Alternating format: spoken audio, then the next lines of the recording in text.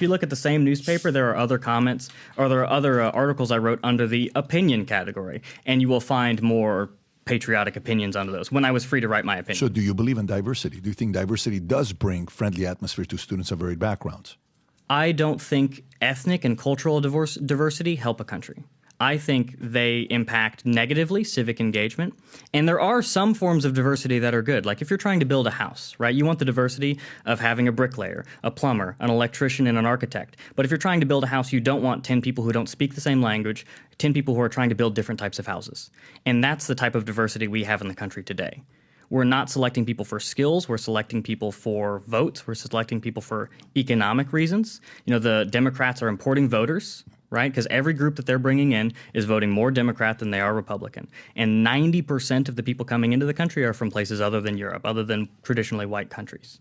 So there's a huge economic incentive, and there's a huge demographic and electoral incentive for that reason.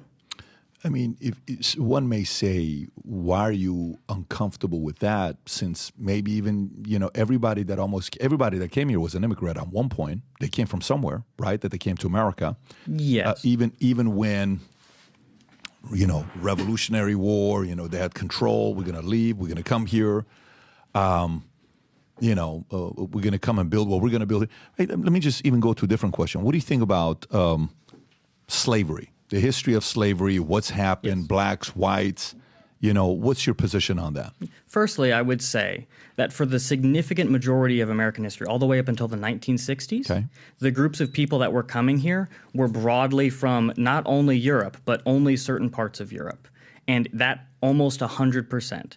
And the conditions of people, especially coming here in the 16, 17, and 1800s, they were coming to an area which was not fully governed. They were coming to the frontier. Yeah. They were building homes out of mud brick. These were pioneers. These were settlers. These were homesteaders. It's vastly different than the people who come here today and sign up to welfare programs, the people who get their court date and don't show up. And on your second point, what do I think about slavery? I think slavery was imposed upon the colonies, which later became the United States, ultimately by the mercantile system of Great Britain and the empire. And it was sort of stuck because it became a very difficult institutional question to ask. And the founders asked this question. Thomas Jefferson and even Abraham Lincoln thought emancipation should naturally be followed by repatriation. Colonies were started in Liberia and even places in Central America so that we could return to a status of domestic tranquility without these large ethnic divisions. But unfortunately, when you were ratifying the Constitution, there were disagreements between northern and southern colonies as to should slaves, and that's where the 3/5 compromise comes from. And you had this large population of blacks, which were slaves at the time and then emancipated later, used as political leverage because southern states wanted them to be added to their House of Representatives number for apportionment, and northern states wanted the opposite. And later on, you'll find that the opposition to slavery became less of a political and a geographic thing and much more of a moral crusade. But even today, I think it can be argued, even Candace Owens says it, that the black voter base is somewhat used as as a way of political leverage from one left to the right. Do you think Lincoln screwed up with Emancipation Proclamation? I think it was an act of war. It was done during the Civil War as a method to destabilize and to hurt the rebelling colonies or the rebelling states. As a method of achieving his ends in that conflict, I believe it was successful. Would you have done what he did? I cannot personally say what I would have done if I was in Abraham Lincoln's shoes. And it should also be realized that Abraham Lincoln was assassinated before he could really carry out whatever his vision was. And that's the story of historical debate for every day since then. People have argued what he really would have done. Yes, I got some questions on that. Sure. Because when you're talking about Emancipation Proclamation, okay? Yes. I do think slavery is an immoral institution, for the record.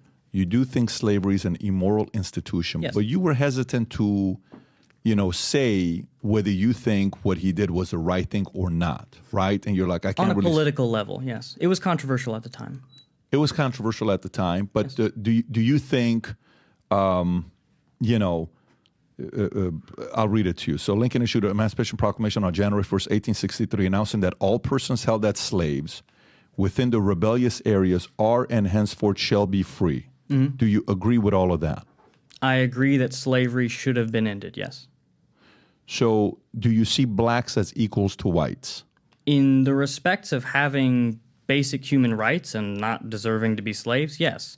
Do I think that they are analogous to people of every different nation on the planet? No. Nor do I think I would compare any two groups of people and expect them to measure up precisely on the fact that they are different. I don't put the world into a hierarchy of races. I think that's unproductive. But I do recognize that different nations are different. They have different cultures. We have different languages. We live in different places. And that type of diversity, not within borders, but between them, is something which is very important. And a lot of the conflicts you have in the world today, whether you're looking at the Middle East, whether you're looking at Russia and Ukraine, are a result of nationalism which has been impaired by imperialism or globalism or these matters where people don't line up with their borders. And America did really well at that for a very long time. Do you think your bloodline is superior to blacks? Superior in what respect? In any, in thinking, decision-making, superior in being leadership. Superior in being American, yes. Superior in any other realm where you might try to measure an individual, I think that doesn't matter. I'm not an anthropologist. I'm not going to look at scientific things and IQ. I'm not familiar with those studies. Yeah. But what I do know is that different groups of people are the best at being who they are. But I don't believe we should put people into categories where it's making some sort of hierarchy, which is entirely unnecessary. What do you think about Hitler?